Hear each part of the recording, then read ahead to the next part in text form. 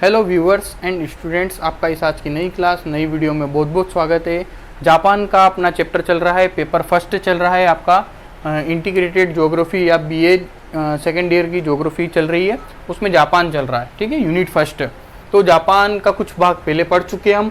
अब unit first का ही अगला चैप्टर है जापान में जनसंख्या का वितरण, यानी कि जापान में किस तरह की जनसंख्या है, कितनी जनसंख्या है, विश्व में कौन सा स्थान रखती है, किस क्षेत्रफल में ज़्यादा है, उत्तरीय मतलब जो उसका भूभाग है, जापान का जो भूभाग है उसमें किन किन द्वीपों में सबसे ज़्यादा जनसंख्या है, उत्तरी भाग में ज़्यादा जनसंख्या है या दक्षिणी भाग में ज़्यादा जनसंख्या है, इसका अध्ययन हम इसी वीडियो में करेंगे, तो आप इससे जुड़े रहिए।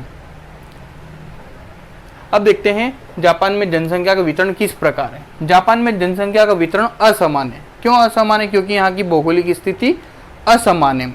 भारत में भी देखोगे तो भारत में भी जनसंख्या का वितरण असमान है, क्योंकि यहाँ पर भी पठार, मैदान, पहाड़, नदियाँ बहुत अलग अलग रूप में विस्तृत है। कहीं पर बहुत बड़ा मैदान है तो कहीं पर बहुत सारा रेगिस्तान है, कहीं पर विशाल पहाड़ है, माउंट हैं, तो कहीं पर गर्त भी है। इसी वजह से जनसंख्या का वितरण भी असमान, यानी भौगोलिक स्थिति जहाँ पर असमान होगी वहाँ पर जनसंख्या का वितरण भी असमान ही देखने को मिलता है। यहाँ दक्षिणी तट के मैदानों में अधिक जनसंख्या पाई जाती है। कहाँ पर? जापान में दक्षिणी तटों पर, यानी दक्षिणी भाग में अत्यधिक जनसंख्या या जनघनत्व देखने को मिलता है। क्यों देखने को मिलता है? क्योंकि यहाँ पर ज़्यादा क्या होती है, चावल की कृषि होती है। कहाँ पर? दक्षिणी भागों में।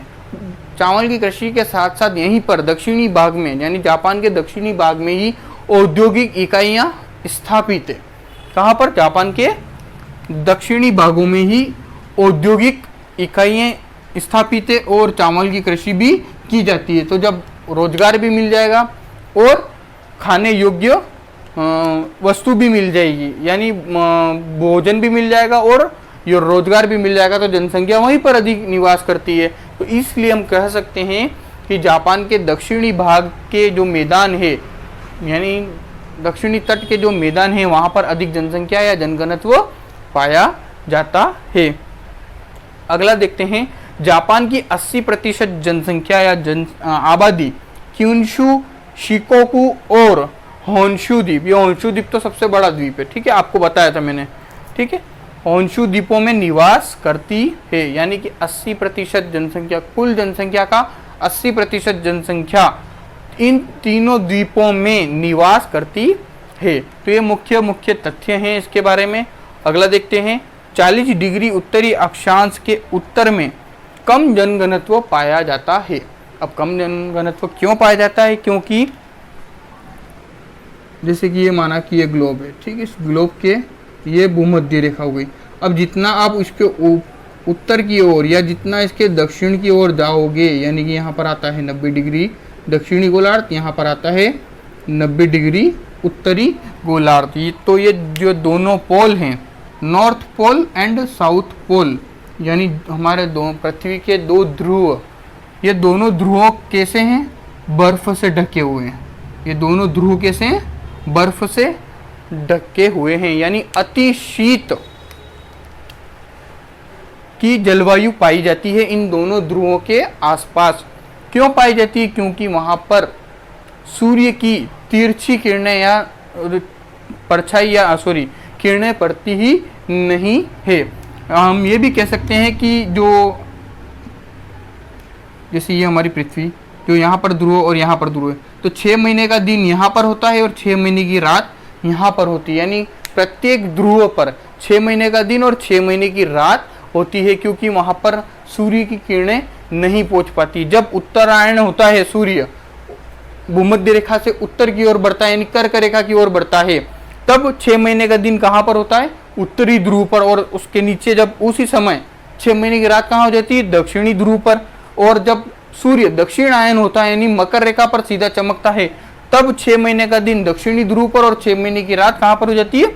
उत्तरी गोलार्ध में। तो जितना हम उत्तर की ओर, यानी कि दोनों ध्रुवों की ओर जाएंगे, तो हमको क्या महसूस ज़्यादा होगा? ठंड ज़्यादा महसूस होती है। तो जो ठंडा इलाका है, तो जो ये दोनों ध्रुव है, अगर मैं इसका ही उदाहरण दूं आपको, इन दोनों ध्रुवों पर नगण्य जनसंख्या पाई जाती है। शोधकर्ताओं के लिए शोधनशालाएं स्थापित है वहाँ पे साइंटिस्टों की। उसके अलावा जनसंख्या निवास नहीं करती है, आम आदमी वहाँ पर निवास नहीं करता, क्योंकि उसके अनुकूल परिस्थितियां नहीं है, प्रतिकूल परिस्थितियां वहाँ पर पाई जाती हैं। इसीलिए जो अगर देखोगे आप 40 डिग्री से उत्तर की ओर जाने की कोशिश करोगे अक्षांश में, तो आपको ठंडी जलवायु महसूस होगी। इसलिए हम कह सकते हैं कि 40 डिग्री उत्तरी अक्षांश के उत्तर में जापान में कम जनघनत्व पाया जाता है। अब देखते हैं इसके जनसंख्या वितरण को प्रभावित करने वाले कारक कौन कौन से हैं।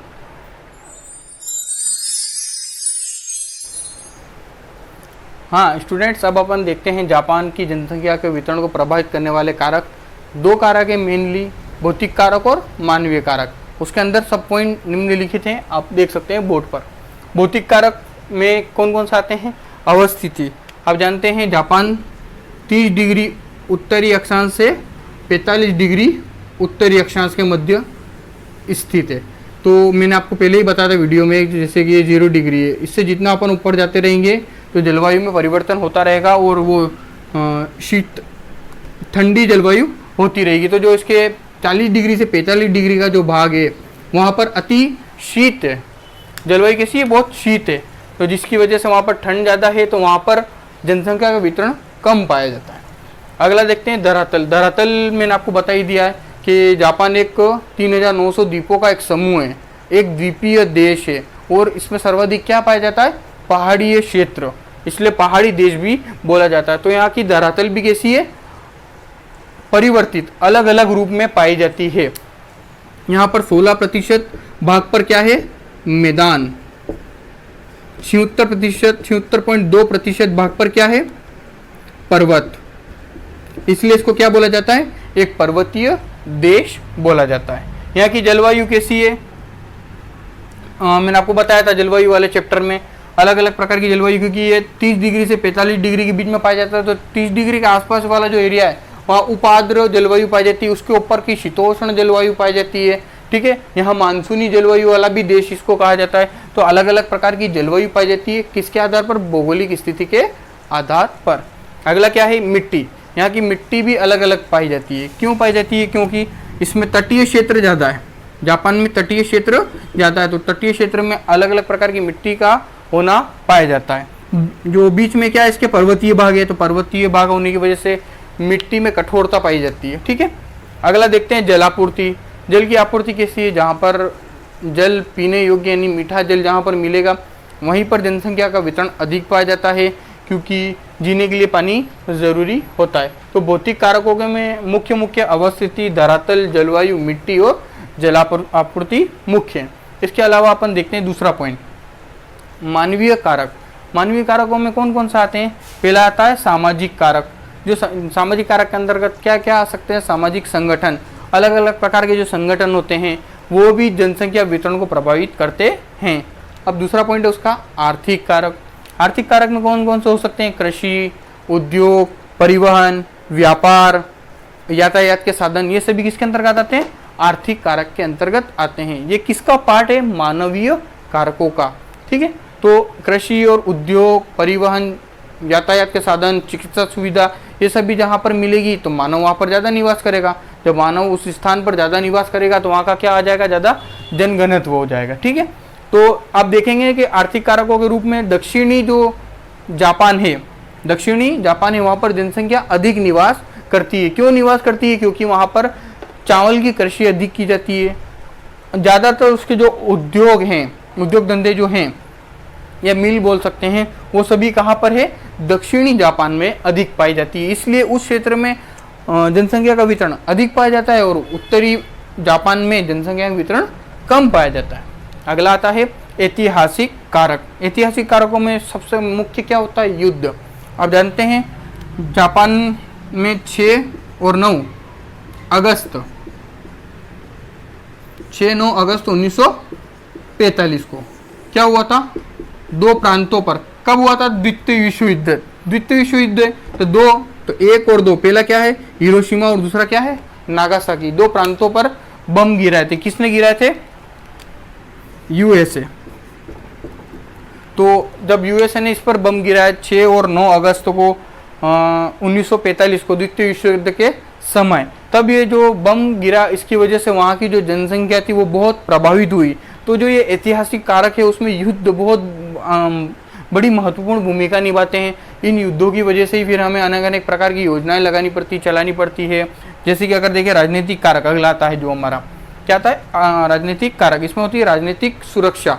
जैसे कि अभी मैं बताया आपको कि युद्ध होते हैं तो युद्ध की सुरक्षा के लिए भी अनेक समितियां बनाई जाती है, बजट अलग से लिया जाता है। जिस तरह हम भारत की बात करें तो भारत में भी एजुकेशन से संबंधित बजट कम होता है और सुरक्षा से संबंधित बजट ज़्यादा होता है। क्यों होता है? क्योंकि हमें सुरक्षा, देश की सुरक्षा जरूरी होती है। हमें अनेक प्रकार के साधन संसाधन या हथियार जिन्हें बोलते हैं उनको दूसरे देशों से आयात करना पड़ता है। ठीक है, तो इसलिए जो राजनीतिक कारक है उसमें राजनीतिक सुरक्षा बहुत अधिक मैटर करती है। किसके लिए? जनसंख्या के वितरण को प्रभावित करने में। अगला आता है लास्ट इसका सांस्कृतिक कारक। सांस्कृतिक कारक में क्या होते हैं? धार्मिक मान्यताएं। अलग अलग धर्म के लोग अलग अलग धार्मिक मान्यताओं के आधार पर रहते हैं। जो जिसकी मान्यता ज़्यादा सही होती है वो उधर रहना पसंद करता है। ठीक है, तो जो संस्कृति के केंद्र होते हैं, जो मंदिर है, मठ हैं, जो अगर किसी क्षेत्र में वो है तो वहाँ पर जनसंख्या अधिक पाई जाती है। जहाँ पर मंदिर मस्जिद वगैरह नहीं है तो लोग वहाँ रहना कम पसंद करते हैं। तो सांस्कृतिक कारक भी कहीं ना कहीं जनसंख्या के वितरण को प्रभावित करते हैं। तो हम मुख्य रूप से कह सकते हैं कि जापान की जनसंख्या वितरण को प्रभावित करने में दो मुख्य कारक हैं, भौतिक कारक, दूसरा मानवीय कारक। भौतिक कारक में अवस्थिति, धरातल, जलवायु, मिट्टी और जलापूर्ति, और मानवीय कारक में ये सभी आते हैं। इससे संबंधित और बड़ा चार्ट जो है मैं वो आपको पीडीएफ के रूप में अवेलेबल करवा दूंगा। हाँ स्टूडेंट्स, अब देखते हैं जापान में जनसंख्या से संबंधित प्रमुख तथ्य। जनसंख्या का विस्तार कैसा है, क्या क्या प्रमुख भूमिका है, उसको प्रभावित करने वाले कारक पढ़ चुके हैं। अब देखते हैं इस जनसंख्या यानी जापान की जनसंख्या से संबंधित कुछ प्रमुख तथ्य हैं जिनको मैंने पॉइंटों के माध्यम से आपको समझाता हूँ। जापान में सर्वाधिक लोग पढ़े लिखे हैं। जापान में लोग जो कि जनसंख्या है वो सर्वाधिक पढ़ी लिखी है, जिनकी साक्षरता कितनी है? 100% साक्षरता है, यानी वहाँ का प्रत्येक व्यक्ति शिक्षित है। ठीक है, अगला है जनसंख्या के हिसाब से जापान दुनिया का 10वां सबसे बड़ा और क्षेत्रफल के अनुसार 62वां सबसे बड़ा देश है। अगर हम जनसंख्या के हिसाब से बात करें तो दुनिया का सबसे बड़ा मतलब दुनिया में कौन सा स्थान आता है जनसंख्या के हिसाब से? जापान का तो 10वां स्थान आता है। और क्षेत्रफल के अनुसार जापान का कौन सा नंबर आता है? 62वां नंबर। तो आप देख सकते हैं 62वां नंबर होते हुए भी उसमें जनसंख्या में कितना ये आगे है, 10वें नंबर पर आता है। क्यों है ये 10वें नंबर पर? क्योंकि यहाँ पर प्रौद्योगिकी का विकास बहुत हो चुका है, उद्योग धंधे बहुत अधिक हैं और यहाँ पर टेक्नोलॉजी चरम बिंदु पर है। तो हर प्रकार की मशीनरी यहाँ पर उपलब्ध हो जाती है, इसलिए जनसंख्या अधिक पाई जाती है जापान में। इसलिए वो जनसंख्या के हिसाब से 10वां और क्षेत्रफल के आधार पर 62वां बड़ा देश है। क्षेत्रफल कितना है? 377277, जो कि लगभग राजस्थान से कुछ बड़ा है। मैंने आपको वो समझा दिया था, वापिस समझाने की जरूरत नहीं है। अगला देखते हैं, जापान में 90% लोग वाटरप्रूफ मोबाइल यूज़ करते हैं।